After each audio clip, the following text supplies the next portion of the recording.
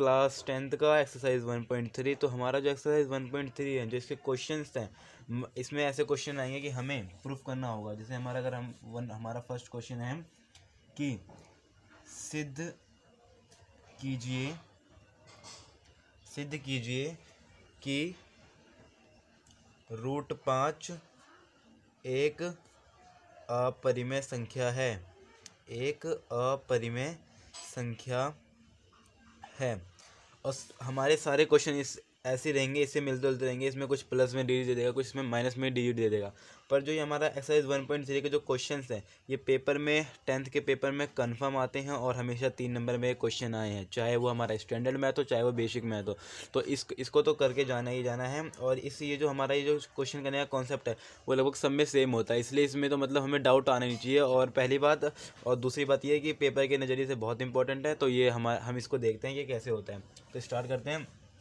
सबसे पहले हमारे पास क्वेश्चन आएगा, सिद्ध कीजिए कि √5 एक अपरिमेय संख्या। अब यहाँ पे √5 हो, √3 हो, √7 हो, हमें पता तो है ये अपरिमेय संख्या है, पर इसको प्रूफ करना भी हमें आना चाहिए। तो बस हम यहाँ पे इसका प्रूफ देखेंगे। तो यहाँ पे नंबर कुछ भी देगा, हमें नंबर से मतलब नहीं है। यहाँ पे √2 दे देगा, √3 दे देगा, √5 दे देगा, √7, √10 कुछ भी दे देगा, पर हमें अपना फॉर्मेट वही चलाना है। सबसे पहले इसके 3-4 स्टेप होते हैं, हमें वही क्लियर करना है। और अगर वही क्लियर हो गया तो ऐसे सारे क्वेश्चन हम कर सकते हैं। तो सबसे पहले हम लिखेंगे कि माना √5 एक परिमेय संख्या है। क्या मान लेंगे हम? माना √5 एक परिमेय संख्या है। अगर √5 एक परिमेय संख्या है तो हमें पता है परिमेय संख्या की डेफिनेशन क्या होती है। परिमेय संख्या p/q के फॉर्म में होती है, जहाँ पे q जो होता है ≠0 होता है। जस्ट हम वही चीज़ यहाँ पे लिख देंगे। अगर हमने माना है √5 एक परिमेय संख्या है, तो हम यहाँ पे अगले स्टेप में जस्ट अपने अगले स्टेप में लिखेंगे √5 = a/b। अब जो a/b का मतलब क्या? a/b का मतलब ये है कि जो हमारे a और जो हमारे b नंबर होंगे वह सहभाज्य संख्या आएंगे। हम यहाँ पे लिख देते हैं, जहाँ पर हम लिखेंगे जहाँ पर a तथा b दो सहभाज्य संख्याएं हैं। तो हमने चलो लिख तो दिया, तो हमें रट्टू तोता तो बनना नहीं है। तो हम देखेंगे सहभाज्य कहते किसे हैं। तो सहभाज्य ऐसी संख्याएं होती हैं जिनके अभाज्य गुणनखंड में कुछ भी कॉमन फैक्टर ना मिले। गुणनखंड में कुछ भी कॉमन फैक्टर हमें ना मिले। इसका मतलब क्या है? कॉमन फैक्टर का मतलब क्या है? तो कॉमन फैक्टर का मतलब ये है कि जैसे कि अगर हमारा नंबर हुआ एक 3, हमने माना 3, तो 3 कैसे टूटेगा? हमारा 3 एकम 3 और हो गया 5, ये हमारा 5 हो गया। तो 1 को तो अभी हम साइड रखते हैं, 3 गुना 1 और 5 गुना 1। इनमें अभाज्य गुणनखंड में इनका कोई कॉमन फैक्टर आ रहा है हमारा, तो हम देखेंगे यहाँ पे हमारा एक भी कॉमन फैक्टर नहीं आ रहा है। सॉरी, ये सहभाज्य होता है, अभाज्य में बोल अभाज्य रहा हूँ, लिख भाज्य रहा हूँ, ठीक है ना। तो हाँ, इसमें क्या होगा? कोई भी कॉमन फैक्टर हमें नहीं मिलता है। 3 और 5 हो गया। जैसे अगर मैं बोलूँ कि 13 हो गया और क्या कहते हैं हमारा 27 हो गया, तो 13 एकम 13, बट इधर लिखेंगे 3 निम 27, इसमें भी हमें कुछ नहीं मिल रहा। तो हमारी कई संख्या होती है, सहभाज्य संख्याएं होती हैं। तो जस्ट इस चीज़ तो हमारा रफ पोर्शन हो गया, तो इसे इग्नोर करना है हमें। मैं बस तुम्हारा सहभाज्य क्लियर कर रहा था। तो यहाँ पर क्या होगा? अब हमने ये मान लिया √5 बराबर हमारा a/b का है। अब जो मेरी इक्वेशन है, मैं अगर उसका स्क्वायर करता हूँ तो हमारा आ जाएगा, हम लिखेंगे इसको, मान लेते हैं समीकरण 1। यहाँ पे जो मैं समीकरण 1, तो मैं यहाँ पे लिखूँगा समीकरण 1 का वर्ग करने पर, समीकरण 1 का वर्ग करने पर। अब अगर मैं समीकरण 1 का वर्ग करूं तो मुझे उससे क्या मिल रहा है? तो मैं देखता हूं, मैं ये लिखूंगा √5 का स्क्वायर = a/b का, मेरा क्या हो जाएगा? यहाँ पे स्क्वायर हो जाएगा। अब मैंने तो लिख दिया √5 बराबर में a/b का स्क्वायर। √5 का स्क्वायर क्या होता है? 5, और a का स्क्वायर हो जाएगा और ये b का स्क्वायर हो जाएगा। अब मैं इस b के स्क्वायर को कहाँ ले जाऊँगा? उधर ले जाऊँगा। जब ये डिवाइड में है तो हम हो जाएगा मल्टीप्लाई में हो जाएगा। ये हमारे बेसिक रूल जो कॉन्सेप्ट होते हैं, तो इसमें डाउट नहीं आना चाहिए। ये हमारा अगर है उसमें मल्टीप्लाई, ये डिवाइड में, तो क्या हो जाएगा? मल्टीप्लाई में हो जाएगा। तो 5b² = a का स्क्वायर। अब हम इसको मान लेते हैं इक्वेशन नंबर हमारी 2।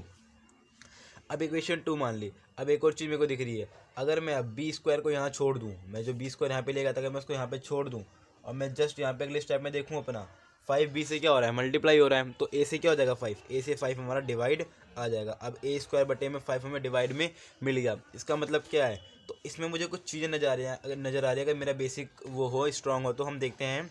सबसे पहला पॉइंट जो हमें मिल रहा है, हमें मिल रहा है a² 5 से विभाज्य होगा। a² जो 5 से क्या होगा? विभाज्य होगा, क्योंकि उसके फॉर्म में क्या डाल रखा है, बटे में 5 डाल रखा है। दूसरा पॉइंट क्या होगा, अगर ए स्क्वायर 5 से विभाज्य है तो ए भी क्या होगा, तो ए भी क्या होगा, 5 से विभाज्य, तो ए भी 5 से विभाजित होगा, ए भी 5 से विभाजित होगा। अब इसका मतलब क्या, अगर ए स्क्वायर 5 से विभाजित हो तो ए भी 5 से विभाजित होगा। तो अगर मैं कहूँ, माना मैंने कि मेरा 25 जो है, मेरा क्या है 25, वो 5 से डिवाइड होने के लायक है, क्या है 5 से डिवाइड होने लायक है। तो 25 किसका स्क्वायर होता है, 5 का स्क्वायर होता है, तो 5 का स्क्वायर लिख दूंगा मैं, 5 बराबर में, तो क्या 5 नहीं डिवाइड हो जाएगा, 5 भी तो डिवाइड हो सकता है। तो इसलिए हमने यहाँ पे लिखा, अगर ए स्क्वायर 5 से विभाज्य है तो ए भी 5 से विभाजित होगा। इसका मतलब क्या, इसका मतलब ये होगा कि ए के अभाज्य गुणनखंड में, क्या ए के अभाज्य गुणनखंड में, ए के अभाज्य गुणनखंड में 5 उपस्थित है। हमारा जो भी ए होगा उसके अभाज्य गुणनखंड में 5 उपस्थित होगा। अब 5 उपस्थित होगा, इसका मतलब क्या, अभाज्य गुणनखंड में 5 भी उपस्थित होगा। अगर 5 उपस्थित होगा तो इसका मतलब क्या है, अब 5 उपस्थित कैसे होगा तो ये बताते हैं। हमें पता है कि 25 जो है हमारा है वो 5 से विभाज्य है। तो 25 5 से अगर विभाज्य है तो हम इसको यूँ लिख सकते हैं 5 × 5/5, तो एक कट के आ जाएगा हमारे पास 5 आ जाएगा इसकी, क्योंकि डिवाइड हो रहा है। पता चल गया है कि जो 5 होगा क्या इसमें उपस्थित होगा। तो अब हम इसी चीज़ का फ़ायदा उठाते हैं। तो हम अगर 5 उपस्थित तो मैं इसे ही लिख सकता हूँ ना, a = 5m, और जो m भी होगा वहाँ पे मेरी क्या होगी, एक धनात्मक संख्या हो सकती है। जो m होगा मेरा क्या, एक धनात्मक संख्या होगा, जो मैंने मान लिया है वहाँ पे, ठीक है ना। तो अब इसके बाद क्या लिखते हैं, हम इसे मान लेते हैं इक्वेशन नंबर 3, ठीक है। अब इक्वेशन नंबर 3 माना, अगर मैं इसमें एक काम करूं, अगर मैं इसकी वैल्यू मैं लिखूं कि अगर यहाँ पे माना a बराबर हमारा है 5m। अब हम क्या करेंगे, जस्ट हम जाके अब a की जो वैल्यू है, मतलब जो हमारे इक्वेशन 3 में a की जो वैल्यू है, हम उसको पुट कर देंगे अपने सेकंड में। तो हमें यहाँ पे लिखना होगा बाकायदा, तो हम यहाँ पे लिखेंगे a का मान समीकरण 2 में रखने पर, अगर हम a का मान समीकरण 2 में रखेंगे तो हमें मिलेगा 5b² = a की वैल्यू क्या है हमारे पास, यहाँ पे 5m है, तो 5m का होल स्क्वायर, तो 5b² यहाँ का ऐसे का ऐसे रहेगा, और ये क्या हो जाएगा 25m का स्क्वायर हो जाएगा। अब जो 25m से क्या हो रहा है, मल्टीप्लाई हो रहा है, अगर 25m से मल्टीप्लाई हो रहा है तो b से क्या हो जाएगा, डिवाइड हो जाएगा। तो मैं लिख सकता हूँ इसको m² = 5b² बटे में 25, तो क्या आ जाएगा b² / 5। मुझे एक कंडीशन किसकी तरह दिख गई, इसकी तरह दिख गई। अगर इसकी तरह कंडीशन देखिए तो मैं इसकी तरह लैंग्वेज भी यहाँ पे लिखूँगा। तो मैं यहाँ पे लिखूँगा b² 5 से विभाज्य है, तो मैं लिखूँगा b भी 5 से विभाजित होगा, b भी 5 से विभाजित होगा। जो b भी हमारा क्या होगा, 5 से विभाजित होगा। इसका मतलब क्या है, b के अभाज्य गुणनखंड, अर्थात b के अभाज्य गुणनखंड में 5 क्या है, उपस्थित होगा, 5 उपस्थित हमारा होगा। अब b के अभाज्य गुणनखंड में 5 हमारा उपस्थित होगा, तो हम यहाँ पे लिखेंगे अर्थात हमारा मानना गलत है। अब हमारा मानना गलत, हमने बात क्यों लिखी, क्यों, क्योंकि हमने क्या माना था, यहाँ पे 2 सहभाज्य संख्याएं हैं जिनमें कोई भी कॉमन पार्ट नहीं होगा, इनका एक कॉमन फैक्टर नहीं होगा। पर हम यहाँ पे क्या देख रहे हैं, a में भी 5% है और b में भी 5% है। अगर a और b दोनों में 5% है हमारा, अगर हमारा a और b में दोनों में 5% है तो हमारा क्या होगा, अर्थात हमारा मानना गलत है। क्योंकि 5a तथा b के अभाज्य गुणनखंड a तथा b के अभाज्य गुणनखंड में उभयनिष्ठ है, a तथा b के अभाज्य गुणनखंड में उभयनिष्ठ है, अर्थात यह विरोधाभास है, अर्थात यह विरोधाभास है, अर्थात यह विरोधाभास है तथा √5 एक अपरिमेय संख्या है। अब हमारा अगर मानना गलत होगा तो हमने माना क्या था, ये क्या है, एक परिमेय संख्या है। तो अगर हमारा मानना गलत हो जाएगा तो क्या हो जाएगा, एक अपरिमेय संख्या हो जाएगी। तो इसका मतलब क्या है, हमारा यहाँ पे ये पूरा सवाल सॉल्व हो चुका है। अगर हम बात करें हमने इतना सारा कुछ क्यों लिखा, तो ये लिखने के ही नंबर मिलते हैं, क्योंकि हमारा ये पूरा हमें प्रूफ करना होता है और हमें इसमें पूरे लिखने के ही नंबर मिलते हैं। अब इसका हम क्वेश्चन नंबर 2 लेते हैं। तो जो हमारे इसका 1.3 का क्वेश्चन नंबर जो 2 है, हम क्वेश्चन नंबर 2 स्टार्ट करते हैं। हमारा जो सेकंड क्वेश्चन है वो है कि सिद्ध कीजिए कि 3 + 2√5 एक अपरिमेय संख्या है। तो हमें पता है हमारा सारा फॉर्मेट इसी से होता है रिलेटिव। तो हम अब बस लिखते हैं। सबसे पहले हम इसका अपोजिट मानेंगे कि माना, हम लिखेंगे यहाँ पे माना 3 + 2√5 एक परिमेय संख्या है। क्या है? एक परिमेय संख्या है। हमने क्या मान लिया यहाँ पे? 3 + √5 एक परिमेय संख्या है। अर्थात इसका मतलब क्या होगा? इसका मतलब होगा 3 + 2√5 = a/b, जहाँ पर a तथा b दो सहअभाज्य संख्याएं हैं। जहाँ पे तथा भी दो सहभाज्य संख्याएं हैं। अब आगे कॉन्सेप्ट करते हैं। तो इसमें जो हमारा जब अगर प्लस या माइनस कुछ भी दे रखा हो तो हमारा फिर इसमें उतना गड़बड़ कॉन्सेप्ट नहीं आता जितना हमें इतना बड़ा कॉन्सेप्ट हमने इसमें लिखा था। अब हम क्या करेंगे? सिंपली अपना रूल करेंगे। खाली यहाँ पे √5 को छोड़ के बाकी सब नंबरों को उधर भेज देंगे। तो चलो भेजना चालू करते हैं। 3 प्लस है तो क्या हो जाएगा? माइनस हो जाएगा। तो हम यहाँ पे लिखेंगे 2√5 बचेगा, a/b लिखेंगे। ये प्लस का उधर क्या हो जाएगा? माइनस हो गया। ठीक है, यहाँ पे माइनस कर दिया। अब 2 क्या है? मल्टीप्लाई है √5 से, तो क्या हो जाएगा? दोनों से डिवाइड हो जाएगा। तो यहाँ पे √5 बचेगा। यहाँ पे हम लिखेंगे a/2b - 3/2। अब यहाँ पे क्या करेंगे? अब कॉन्सेप्ट लिखते हैं। यहाँ इसके 3 वैल्यू अलग थे, अब इसके 3 पॉइंट अलग है। यहाँ पे लिखेंगे a/2b एक परिमेय संख्या है। a/2b क्या है? एक परिमेय संख्या, क्योंकि किसकी फॉर्म में है? p/q की फॉर्म में है। तो a/2b एक परिमेय संख्या है। अगर a/2 एक परिमेय संख्या है तो ये भी p/q की फॉर्म में है। तो यहाँ पे मैं लिख सकता हूँ -3/2 भी एक परिमेय संख्या है। तो दोनों क्या है? एक परिमेय संख्या है।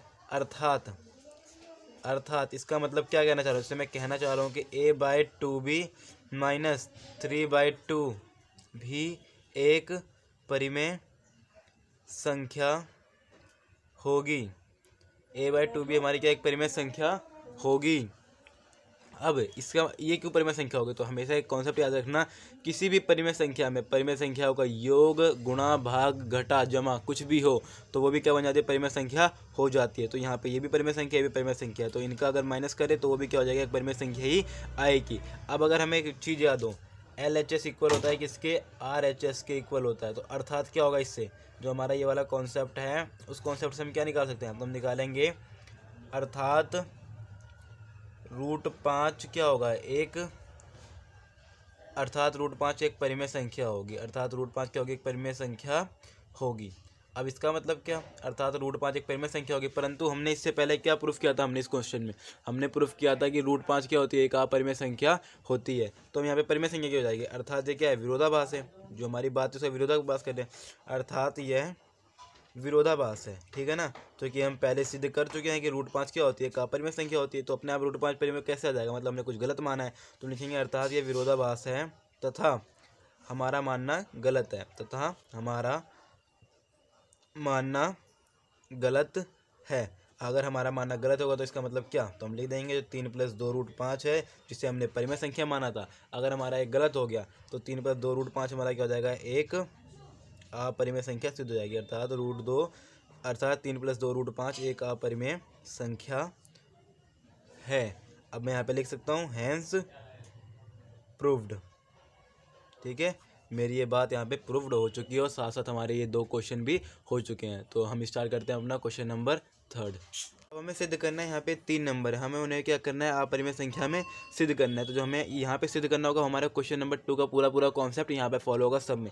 और एक और बात, अगर हमें कभी भी बट्टे में दिया हो तो हमें परिमेय करने मतलब रैशनलाइज करना होता है नंबरों को, और परिमेय करना हमें आना चाहिए। तो सबसे पहले हम उठाते हैं अपना क्वेश्चन नंबर 1 और इसको प्रूफ करते हैं कि ये भी क्या है? एक अपरिमेय संख्या है। तो मैं स्टार्ट करता हूँ क्वेश्चन नंबर 3 के फर्स्ट पार्ट से 1√2 से। मैं इसका परिमेयकरण कर लूँगा। परिमेयकरण कैसे होता है? नीचे वाले हर को ऊपर से 2 बार मैं मल्टीप्लाई कर देता हूँ। तो क्या आ जाएगा मेरे पास? √2 अपॉन में 2√2 आ गया। अब ये आ गया तो मैं यहाँ पे लिखूँगा माना √2 बटे में 2√2 क्या है? एक परिमेय संख्या है। क्योंकि हमारा पूरा कॉन्सेप्ट वही वाला फॉलो होगा। तो माना √2 बटे में 2√2 एक परिमेय संख्या है। अगर ये परिमेय संख्या होगी तो किसकी फॉर्म में, तो हम यहाँ पे लिख देंगे √2/2 इज इक्वल टू a/b, क्योंकि हमें पता है a/b या p/q की फॉर्म में होता है परिमेय संख्या, जहाँ पे जो हमारा हर होता है, जैसे अगर p/q है तो q जो हमारा नॉट इक्वल टू 0 होगा। हमारे परिमेय करने की यही वो परिमेय का यही डेफिनेशन होता है, परिमेय संख्या किसे कहते हैं। a/b क्या है, हमारा परिमेय संख्या है। हम यहाँ पे लिखेंगे जहाँ पर क्या लिखेंगे, जहाँ पर a तथा b, जहाँ पर a तथा b दो सह अभाज्य संख्याएं हैं, जहाँ पर a तथा b दो क्या है, हमारी सह अभाज्य संख्याएं हैं। अब हम इसको सॉल्व करते हैं। हमें क्या पता है, अगर जो हमें सॉल्व करनी है, चलो हम √2 को सॉल्व कर देते हैं कि क्या है, अपरिमेय संख्या है। तो सबसे पहले हम यहाँ पे इन नंबरों को छोड़ के बाकी सभी, यहाँ पे केवल 2 आएगा, यहाँ पे केवल 2 आएगा, ठीक है ना, क्योंकि √2 का मल्टीप्लाई क्या होता है, बस 2 होता है। तो यहाँ पे हम क्या लिखेंगे, केवल 2 लिखेंगे, ठीक है। तो हमारे पास √2/2 नंबर आ जाएगा। अब हम क्या करेंगे, अब ये जो 2 हमारा क्या है, डिवाइड में होता है, क्या हो जाएगा, मल्टीप्लाई, प्लस हो जाता है माइनस। एक और कॉन्सेप्ट यहाँ पे लिख लो, चलो क्योंकि कहीं भूले ना। हमने माना जो हमारा ये इक्वल का साइन क्या है, बॉर्डर है। क्या इक्वल का साइन हमारा क्या है, ये बॉर्डर है। तो जब प्लस होगा, प्लस अगर बॉर्डर पार करेगा तो उसे क्या बनना पड़ेगा, माइनस बनना पड़ेगा।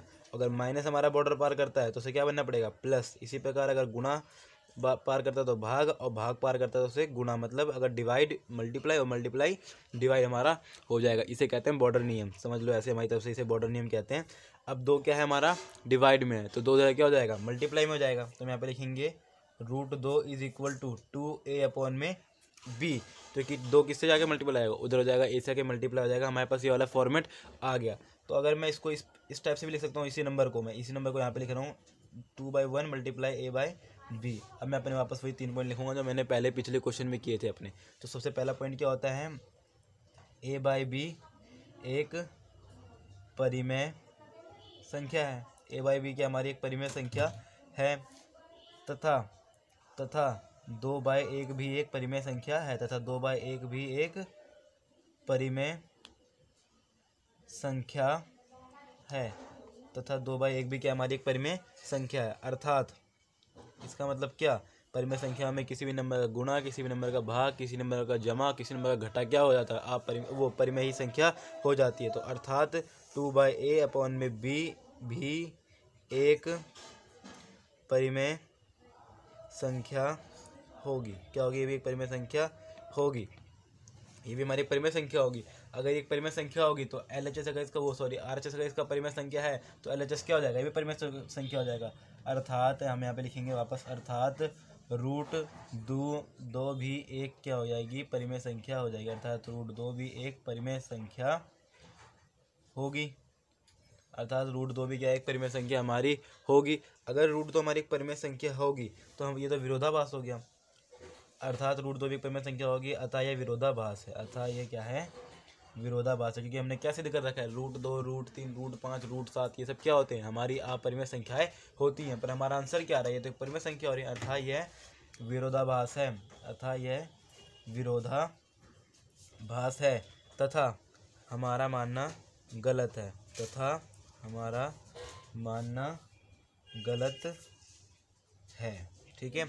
अब यहाँ पे लिखेंगे तथा हमारा मानना गलत है। हमारा यहाँ पे क्या हो गया, हमने यहाँ पे लिख दिया कि अतः हमारा मानना गलत है। अब हमारा मानना गलत है तो इसका मतलब क्या, जो भी हमारे पास नंबर होगा वो क्या निकलेगी, एक अपरिमेय संख्या निकलेगी। तो हम लिखेंगे तथा या तथा कुछ भी लिख दो, अतः 1/√3 एक क्या है, अपरिमेय संख्या है। अतः 1/√3 एक अपरिमेय संख्या है। हमने यहाँ पे से लिख दिया था 1/√3 क्या है, एक अपरिमेय संख्या है। हैंस प्रूव्ड, हमारे यहाँ पे क्या हो गया, ये हैंस प्रूव्ड हो गया, ठीक है। अब हम ऐसा करेंगे यहाँ पे सेकंड पार्ट। तो जो हमारा इसका सेकंड पार्ट है वो है 7√5, ठीक है ना। क्या है, 7√5 सीधी करना है कि क्या है, ये एक अपरिमेय संख्या है। तो सबसे पहले हम यहाँ पे लिखेंगे, माना 7√5 एक परिमेय संख्या है, एक परिमेय संख्या। इसको भूलना नहीं है, पेपर में ये पूरी 100% ये आता है। अगर आप पिछले साल के पेपर देखो, प्रीवियस ईयर देखो, सैम्पल पेपर देखो, उसमें आपको इस टाइप के क्वेश्चन, ये वाला एक रैशनलाइज करने वाला, अक्सर बच्चे क्या होते हैं ऐसे क्वेश्चन करते करते ना रैशनलाइज वाला भूल जाते हैं और पेपर में ये आ जाता है तो बच्चे वहाँ पे अटक जाते हैं। तो रैशनलाइज करके ही हमें सॉल्व करना है, ठीक है। और उसके बाद हम यहाँ पे, और इसके लिए सॉरी यार ये मैंने ध्यान नहीं दिया था यहाँ पे। और इसके बाद यहाँ पे लिखेंगे 7√5, माना 7√5 एक परिमेय संख्या है। उसके बाद आप क्या लिखते हैं, तो हम क्या लिखते हैं, तो 7√5 किसके बराबर होगा, अतः 7√5 इज इक्वल टू a/b, जहाँ पर a तथा b दो सह अभाज्य संख्याएं हैं, जहाँ पर a तथा b दो सहअभाज्य संख्याएं हैं। अगर ये सहअभाज्य संख्या हम क्या करते हैं, अब हमें जो चाहिए होता है, अब फिर यहाँ पे मैंने यार हाँ यहाँ पे क्या करेंगे √5। अब हमें √5 को छोड़ के, अंडर रूट वाले को छोड़ के, हम जितने भी हमारे नंबर हम सबको साइड भेज देते हैं। तो यहाँ पे खाली हमारा 7 जो उसके साथ अटैच कर रहा है हमें दिक्कत दे रहा है, तो हम 7 मल्टीप्लाई हो क्या जाएगा, डिवाइड हो जाएगा। तो यहाँ पे लिखेंगे √5 इज इक्वल टू a/7b। हमने यहाँ पर ये चीज़ ये लिख दी। अब यहाँ पे क्या हो रहा है हमारा, हम लिखेंगे a/b क्या एक परिमेय संख्या है, a/b एक परिमेय संख्या है। अगर a/b एक परिमेय संख्या है तो 1/7 भी क्या होगा, 1/7 भी एक परिमेय संख्या है। तो हमारे 1/7 भी क्या एक परिमेय संख्या है। अर्थात a/7b भी क्या होगा, एक परिमेय संख्या होगा। अर्थात 7/a/7b भी एक परिमेय संख्या होगा। अगर हमारा ये RHS क्या एक परिमेय संख्या है तो LHS भी क्या हो जाएगा, एक परिमेय संख्या होगा। तो लिखेंगे अतः √5 भी क्या है, एक परिमेय संख्या है। अर्थात √5 भी एक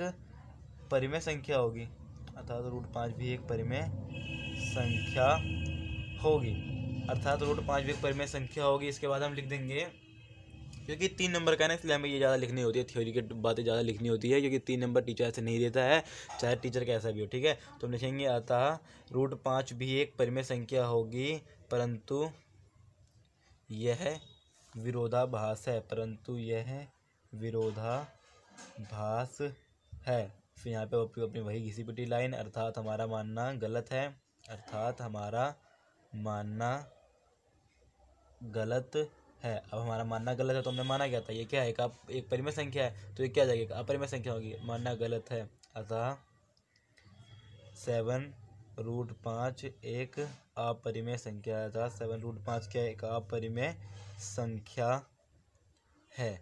हो गया ये, यहाँ पे लिख देंगे हैंस प्रूव्ड, ठीक है। हमारा भी क्या हो गया, ये कॉन्सेप्ट पूरा हमारा प्रूव हो गया। अब हम इसी का करेंगे थर्ड पार्ट, ठीक है। तो थर्ड पार्ट में क्या लिखेंगे, हमारा ये है 6 + 2√5। यहाँ पे क्वेश्चन मैं आपको दिखाता हूँ, यहाँ पे हमें प्रूव करना है 6 + 2√5 को एक अपरिमेय संख्या। तो हम यहाँ पे लिखेंगे माना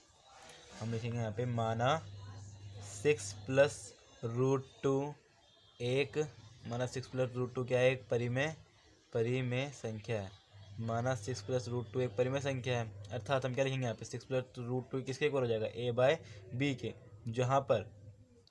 जहाँ पर a तथा b एक क्या होंगे, a तथा b दो सह अभाज्य, जहाँ पर a तथा b दो सह अभाज्य संख्याएं होंगी। अब जैसे a तथा b दो सहभाज्य संख्या, तो यहाँ पे क्या लिखेंगे, हमें क्या यहाँ पे रूट चाहिए होता है, तो हम यहाँ पे √2 छोड़ के, हमारे साथ 6 दिक्कत कर रहा है हमें, तो 6 क्या हो रहा है, प्लस हो रहा है, तो क्या हो जाएगा, बॉर्डर पार करके माइनस हो जाएगा हमारे बॉर्डर नियम से। तो a/b माइनस में 6 हो गया हमारा, ठीक है। हम नीचे बटे में डाल दे रहे हैं। हम वापस अपने वही कॉन्सेप्ट लिखेंगे यहाँ वाला। हम यहाँ पे क्या लिखते थे, a/b क्या है, a/b एक परिमेय संख्या है, a/b एक परिमेय संख्या है। तो -6/, एक भी एक परिमेय संख्या होगी, ये भी क्या होगी, एक परिमेय संख्या होगी। a/b एक परिमेय संख्या है, -6/, भी एक परिमेय संख्या होगी। अर्थात क्या हो जाएगा हमारा, अर्थात हो जाएगा a/b -6/, भी एक परिमेय संख्या